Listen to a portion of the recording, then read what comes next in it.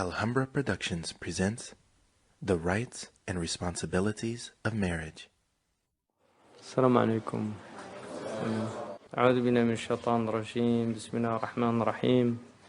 والصلاة والسلام على أشرف الأنبياء والمرسلين وعلى آله وصحابته ومن تبعهم بإحسان إلى يوم الدين. اللهم لا علم إلا ما علمتنا إنك أنت العليم الحكيم. اللهم علمنا ما ينفعنا وانفعنا بما علمتنا وزدنا علما. اللهم افتح علينا حكمتك وانشر علينا رحمتك يا ذا الجلال والإكرام. وصل اللهم على سيدنا محمد وعلى آله الكرام. ولا حول ولا قوة إلا بالله العلي العظيم. ولا حول ولا قوة إلا بالله العلي العظيم. ولا حول ولا قوة إلا بالله العلي العظيم. اللهم إني أعوذ بك من الهم والحزن وأعوذ بك من العجز والكسل وأعوذ بك من الجبن والبخل وأعوذ بك من غلبة الدين وقهر الرجال. Alhamdulillah. Before we go into the subject, what I wanted to do, because there's a beautiful hadith about Imam Ali, it's in At-Tirmidhi, and when he talked about all the end of latter days tribulations and all the difficulties, the Prophet ﷺ said, "Fitanun kaqata' al-layl al-mudhlim."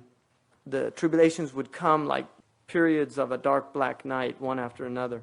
And Imam Ali radiallahu anhu said, "Man makhraj yawma idhin ya Rasulullah." How do we get out of that in those days? And he said, "Kitabullah."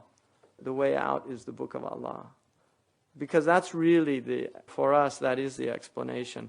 And so I want to look. This relates to male-female relations, which is what this is about, inshallah, and then the result of those relationships, which are generally children.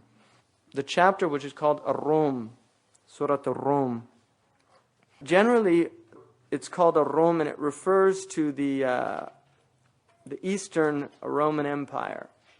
But Ar-Rum generally refers also to Europeans, and also to Christian.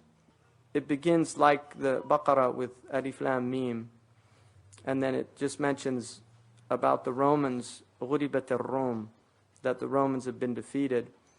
Fi adna al-ard, and this was in the nearer land, but it also means the lowest point, which is Palestine.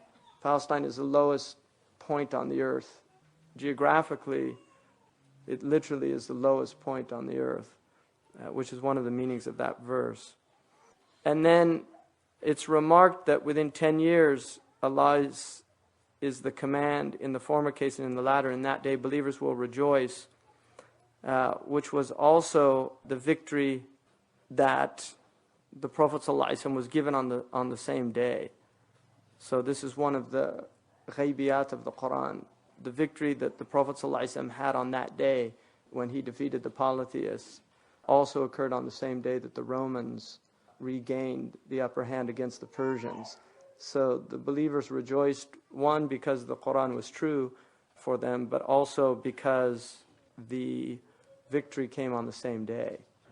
And then it says, He helps to victory whom He wills, which is interesting also, because one of the things about يَنْصُرُ مَنْ يَشَاءُ, that Allah gives victory to whomever He pleases.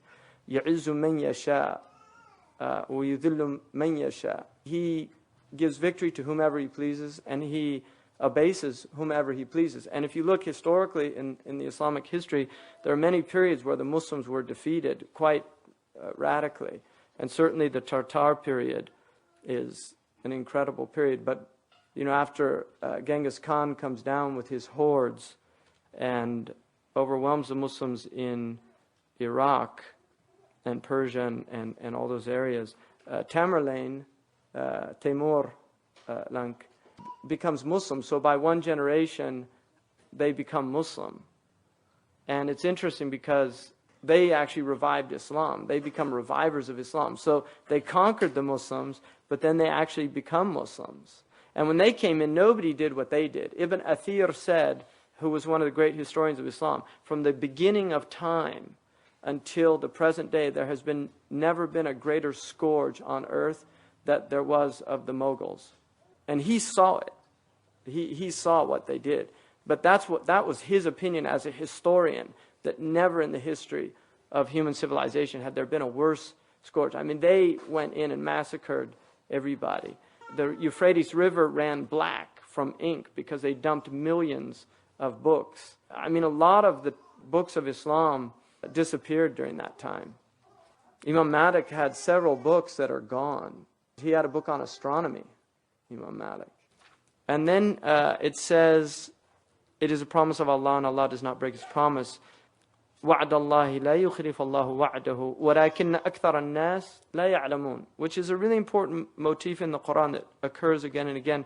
Most people don't know, which is another really important thing to keep into consideration, that from a Quranic understanding, most people really don't know what's going on, neither in the web or the weaver of the web. People just don't know what's going on. Most people, the life is so short that they really can't work out what's going on. And that's the beauty of revelation, is that you have this opportunity. The Torah, the Injil, and then the Quran gave the people who received those revelations, gave them the opportunity to really see reality as it was. I mean, that's what this is. It's a blueprint to that. Now, this next verse is really interesting in relation to Ar-Rum, because it says, يَعْلَمُونَ ظَاهِرًا مِنَ الْحَيَاةِ الدُّنْيَا وَهُمْ عَنِ الْآخِرَةِ هُمْ غَافِلُونَ. They know about the outward of the world, but they've forgotten about the other side of this world, which is the mirror image of this world, which is Akhirah. So this is Ula, and then there's Akhirah. This is the first, and then there's the second. Right? We come into this world, and we're here for this short period of time, and there's a reminder here that you can get lost in the Zahir. يَعْلَمُونَ ظَاهِرًا. See, so you start looking at that web, and the web is so intricate that you can spend your entire life just looking at the web and trying to work out how the web works, and forget about the source of the whole thing, of where it all comes from, and then what it's pointing to, because the web is pointing to the weaver of the web, right? The spider. When you see the web, there's a spider nearby. And the world is also pointing and indicating something, which is that there is a force behind all of this, and if you forget that, then you've forgotten the whole point of the thing. But because of the power of the world and coming into the world, it's very easy to forget, by the nature of the world, that we get so caught up in the world that we forget that not only are we in-time temporal creatures, we're moving out of this world into another world. And one of the things that years ago, Murabt al-Hajj, when I was leaving Tuaymarat, he told me, he said, as you move towards Kamur, which is the town that you get the car from, he said, every step you make towards that is a step closer to your destination and a step further away from where you've left. And he said, and that's what the world is like. Right? Every breath you take is a breath closer to your ultimate destination, which is to leave the world. And on the escalator, I was on that escalator, I've told people this, but it was really interesting. I was with Shaykh Abdullah, and we were on this escalator in the airport, and it was the first time we'd ever been on an escalator. And we were sitting there moving along, and he said, Subhanallah, this is just like the world. You think you're stationary, but you're moving. And then when we came up to the end of it, there was a sign, and it said, beware, the end comes abruptly. So I translated the sign for him, and he just said, Subhanallah. So that's the thing about whenever you get on an escalator, just remember that that's what the world is like. And the thing about being in a boat is you'll often hear people say, it's so nice to watch these things pass by, right? That's their perspective. But they're not passing by. You're passing by. They're all staying where they are. But that's the illusion. It's that parallax view that you fall into because of the nature of distances. So knowing this world, according to our tradition, is that when you die, the only thing you remember are things related to the Akhirah. All of your knowledge that you learned in the world is forgotten on your death, except what you learn that benefits you in the Akhirah. all the worldly knowledge goes. And that's something to think about. And then right after that, أَوَلَمْ يَتَفَكَّرُوا فِي أَنفُسِهِمْ. Don't they think about themselves? Don't they reflect on the nature of the nafs? مَا خَلَقَ اللَّهُ السَّمَاوَاتِ وَالْأَرْضِ وَمَا بَيْنَهُمَا إِلَّا بِالْحَقِّ. Allah didn't create the heavens and the earth and what's between them except with the truth. وَأَجْرٍ مُسَمَّى. And to an appointed term. And even material sciences have arrived to that understanding that the universe does have, it would appear that it has an appointed term. It's going to end. وَإِنَّ كَثِيرًا مِّنَ النَّاسِ بِلِقَاءِ رَبِّهِمْ لَكَافِرُونَ. But so many people about meeting their Lord are in a state of rejection. They don't believe it, that it's going to happen. أَوَلَمْ يَسِيرُوا فِي الْأَرْضِ. Haven't they traveled in the earth? فَيَنْظُرُوا كَيْفَ كَانَ عَاقِبَةُ الَّذِينَ مِنْ قَبْلِهِمْ. Haven't they reflected on the people who existed before them? كَانُوا أَشَدَّ مِنْهُمْ قُوَّةً. They had greater strengths than they did.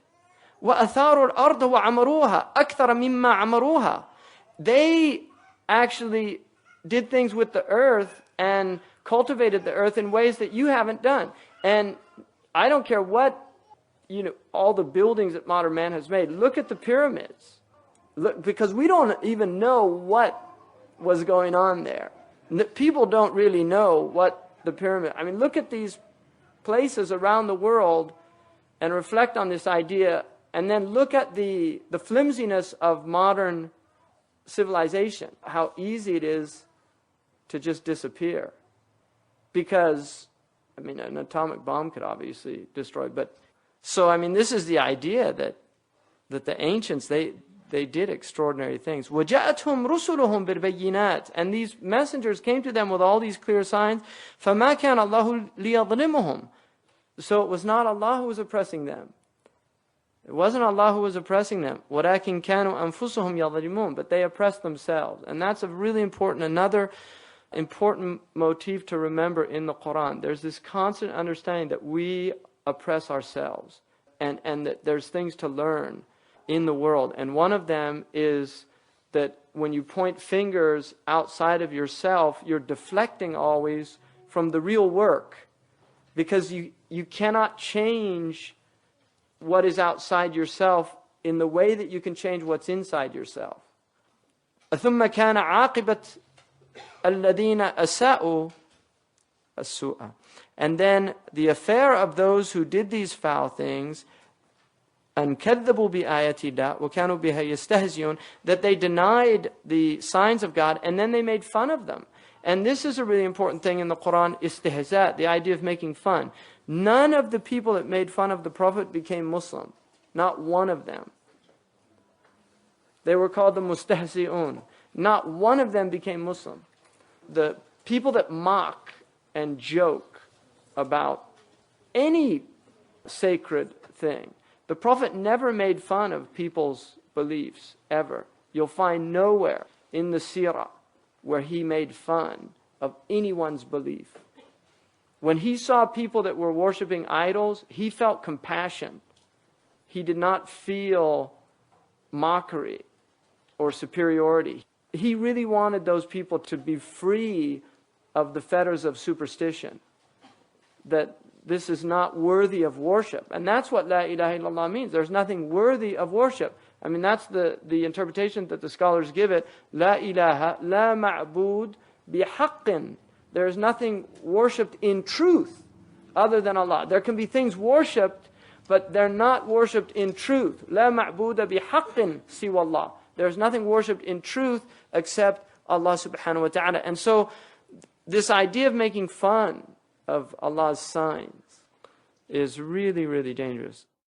And then Allah says, Allahu yabda'ul khalq thumma yu'iduhu thumma ilayhi turja'un. He begins creation and then He recreates it. So the recreation of the world. Thumma ilayhi turja'un. And you return to Him. So look at creation. What we're being told there is if you look at the world, you'll see that there's creation and then there's recreation.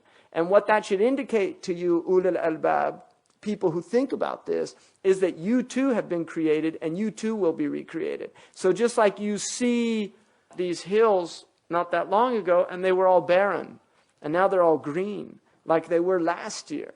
So they've been brought back to life after dying. وَيَوْمَ تَقُومُ السَّاعَةُ. And when the day when this moment really here it means, I mean, sa'a is not really the hour, it means the moment, right? Sa'a, because, qama min sa'atihi in Arabic, he got up immediately. The Arabs use sa'a to mean something that's immediate. And the sa'a is, it's translated generally as the hour, but it means that momentous event of the recreating. Yubdis al-mujrimun. And that's when the criminals, the mujrimun, the people of ijram, the people that did all these horrible things in the world, yublisu, they have iblas. In other words, they despair.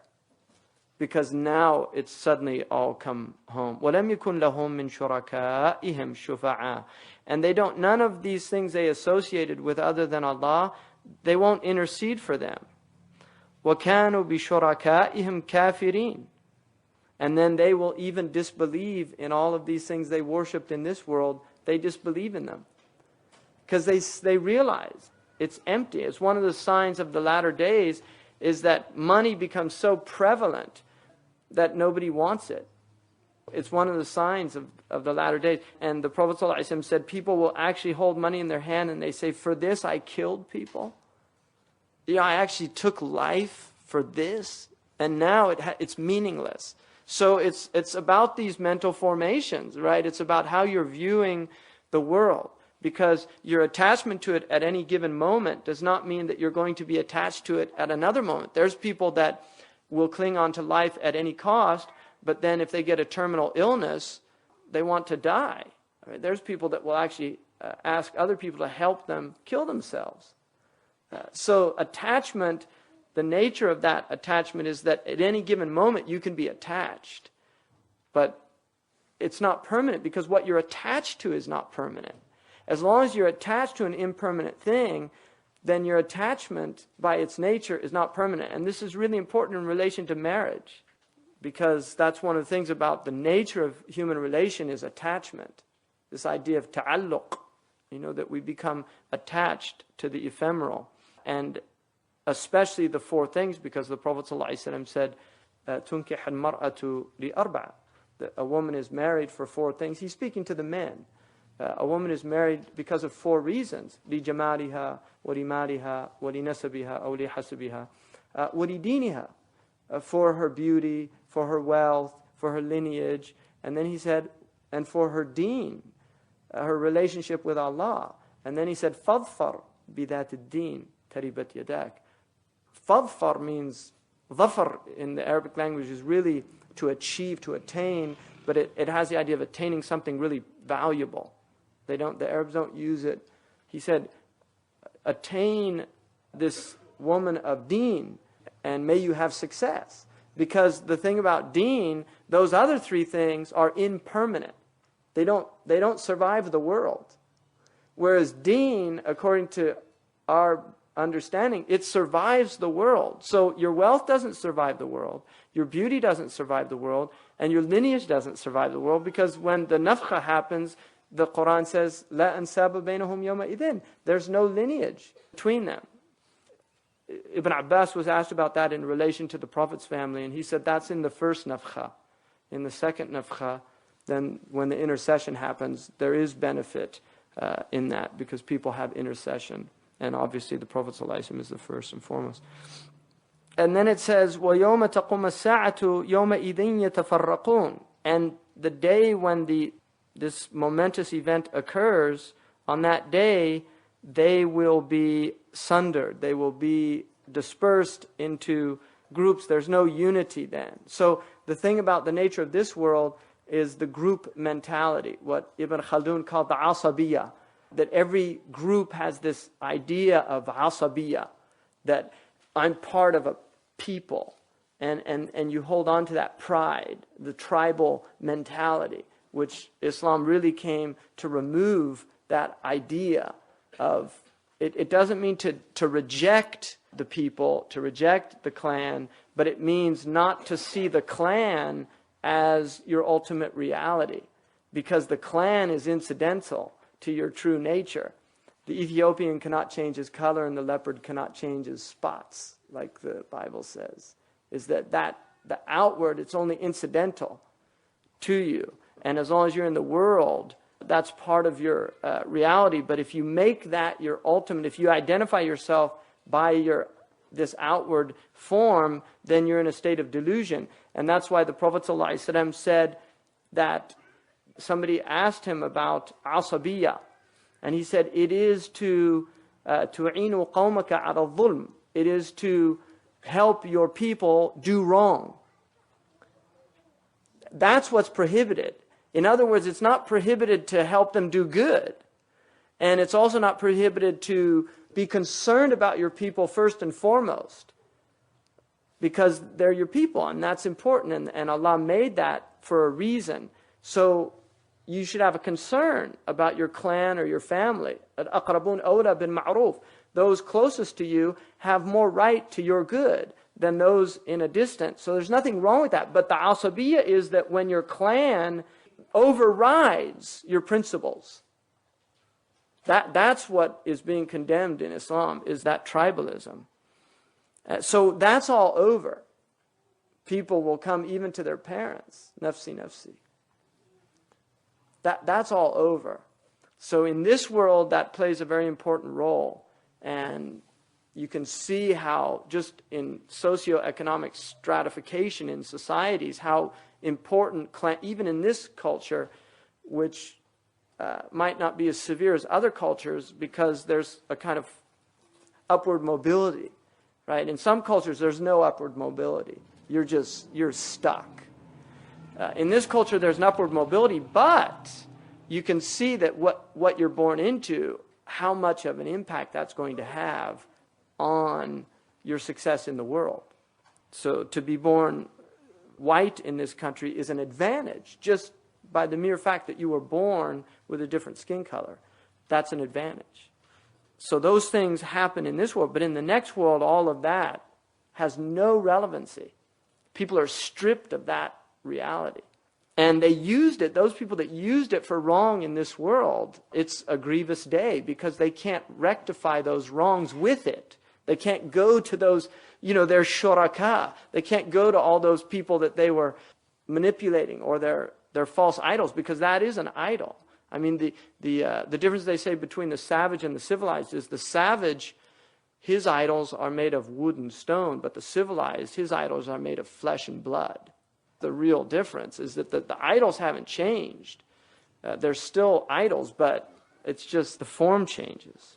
And then he says, as for those who disbelieved and denied our revelation, denied the meeting of the hereafter, such will be brought to this adhab, this state of total alienation and distress.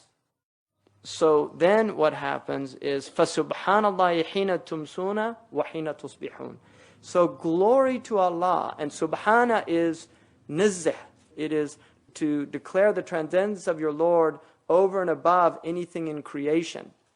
So don't reject the idea that the web has anything to do with reality. Reject that idea. And then it says, حِينَ تُمْسُونَ وَحِينَ تُصْبِحُونَ. As you come into the evening and as you come into the morning. In other words, the two ends of the day. And the secret of that is خَيْرُ الْأَعْمَالِ أَدْوَمُهَا وَإِنْ قَلْ. The best of actions are those that are most continuous, even if they're only small amounts. The point is that إِنَّ اللَّهَ لَا يَمَلُّ حَتَّى تَمَلُّ. Allah does not weary of giving you reward until you weary of doing the right action. The point is that if you do good, and remembering Allah is the greatest of goods, if you do good, do it in that way that you will maintain it. Because if you try to do this all the time, you'll grow weary of it. You won't be able to do it. And this is one of the secrets of the ahwal of the world, just that our states change in the world. Sometimes you're happy. If you were happy all the time, you wouldn't appreciate the state. بِضِدِّهَا تَتَمَيُّزَ الْأَشْيَاء, like the Arabs say. But through opposites, things are distinguished. If you were always happy, you wouldn't appreciate it. If you were always satiated, you wouldn't appreciate it. So when you're hungry, I mean, there's nothing in the world tastes better than plain bread in the middle of the Sahara Desert. You can't eat it here because you want the butter, you want the honey, you want the jam. But when you're in a place where it doesn't exist and somebody brings you some, it is incredible. So what is that? What changed? It's the idea of being deprived of something, and then when it's there, the appreciation is so much greater. And that's why Allah will distance you from Him. There are times when you will be distant from Allah. You won't be in that state where you're praying the way you should be praying, where you feel that presence. There's reasons for that. Allah does that for a reason, because if you were always in that state, you'd forget. And that's part of the nature of this world, is forgetting and remembering. And that's why this is the world of opposites. It's only the next world where the opposites are merged. But in this world, it's opposites. It's joy and grief. And then, وَلَهُ الْحَمْدُ فِي السَّمَاوَاتِ وَالْأَرْضِ وَعَشِيًّا وَحِينَ تُظْهِرُونَ. And He has praise in the heavens and in the earth. So, in other words, what you're doing on the earth is being done in heaven. And this is important because this goes to the alignment. This is what really human beings are meant to do, is align with the heavens. And the heavens are in a state of praise and awareness. So what you're doing, all of our practices, even tawaf, according to the tradition, there are angels doing tawaf around the arsh. So everything that we're doing here is really aligning with another order that is perfect. And it's the representation of it in the world is the night sky. Right? That is the representation, because the order that you see in the night sky, and I'm talking about not looking into the telescopes, but just experiencing it with the human eye and observing that order, that's what's happening. That's why the sun never changes. If you have a prayer schedule here for the entire year, I guarantee you can use it next year and the year after and the year after. It's not going to change. As long as you're alive, the prayer schedule that you got that has those prayer times, even though they change every day, they change by minutes every single day, they return back to where they started. And that's the nature of the heavenly order. So this alignment of doing in the earth what is done in the heavens. Then يُخْرِجُ الْحَيَّ مِنَ الْمَيِّتِ. That's what this chapter, so much of this is about. And this is the emphasis of the Quran. He brings from the living death. He brings death from life. This is what Allah is doing. He's bringing death from life. وَيُخْرِجُ الْمَيِّتْ مِنَ الْحَيِّ. And He brings life from death. These opposites are happening constantly in the world. Things are alive and they go into death and decay and death. And then things are dead and decayed and they're brought back to life. And then وَيُحْيِي الْأَرْضَ بَعْدَ مَوْتِهَا. And He brings the earth back to life after it had died. وَكَذَلِكَ تُخْرَجُونَ. And you will also be brought forth like that. In other words, أَوَلَمْ يَتَفَكَّرُوا فِي أَنفُسِهِمْ. Haven't they thought about their own selves? Are they separate from the creation? Everything's happening around him, right? يَبْدَأُ الْخَلْقُ ثُمَّ يُعِيدُهُ. He starts it and then He recreates it. So these are all, again, these signs. وَمِنْ آيَاتِهِ أَنْ خَلَقَكُم مِّن تُرَابٍ. Now here's where we get to this human phenomenon. وَمِنْ آيَاتِهِ. And from amongst His signs, وَمِنْ آيَاتِهِ أَنْ خَلَقَكُم مِّن تُرَابٍ. He created you from dust, from soil, turab.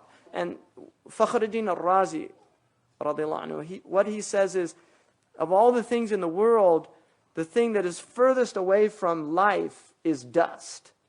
So, أَبْعَدُ الْأَشْيَاء عَنَ الْإِحْيَاء. It's the thing most furthest from bringing to life. Because if you look at the world, you have mineral, vegetable, and animal. And the mineral is earth. And that's what we came out of. So we go through these processes. And the point of this is that is a sign of God. وَمِنْ آيَاتِ أَنْ خَلَقَكُم مِّن تُرَابٍ. He brought you out of earth. There's another verse that He created you from water. And that is not in contradiction with this verse, because both are true. That He created us from water, min ma'in mahin, from this vile fluid, and also that He created us from earth, that our original creation was from the earth. And then this creation is all water. It's all about water. That's how we were brought to life. And even through vegetation, if you look, the process, earth is brought to life through water. Without water, there is no earth. There is no life on earth. And from that earth, we either eat animals or we eat vegetables. And animals and vegetables are almost entirely water. I mean, if you actually look at what they're composed of, the majority of the vegetable is water. And animal life is about 70% water. So it's still water which is bringing us to life. And then He says, ثُمَّ إِذَا أَنْتُمْ بَشَرٌ. And then suddenly, أَنْتُمْ بَشَرٌ. Now, the suddenly here is this تَنْتَشِرُونَ, that suddenly you're everywhere. We were created from two human beings. Everybody on the earth goes back to the primordial soul, and from that primordial soul came the dyadic, the two souls, and then from those two came all the myriad and diverse peoples walking the earth. So this is the sign that Allah is saying. وَمِنْ آيَاتِي أَنْ خَلَقَ لَكُم مِّنْ أَنفُسِكُمْ أَزْوَاجًا. And then from amongst His signs is that He created for you, مِنْ أَنفُسِكُمْ, from your own selves, mates. If you look at the basis, the foundation of human life, is this X and Y, right? The male and the female component. And from that basic component, Allah has created these two. The female is XX and the male is XY. So from these chromosomes, Allah has given us mates from our own selves. In other words, that we are mixed. He said, النساء شقائق الرجال. Women are split from men. In other words, they're half of us. So we're matched in a way that Allah subhanahu wa ta'ala determined. And that's what He's saying, that He created from your own selves mates. لِتَسْكُنُوا إِلَيْهَا. In order that you might find sakina, which is tranquility. إِلَيْهَا. Some of the mufassirin say that this is the souls, that the actual spiritual souls find this sakina in the mating. That there's this total tranquility. Some of them say, like Ibn Abbas radiallahu anhu, that this is the sakina that the man can only find in the woman. That ultimately we need this mate in order for us to find this sakina, to get this tranquility, and vice versa. This completes CD number 1.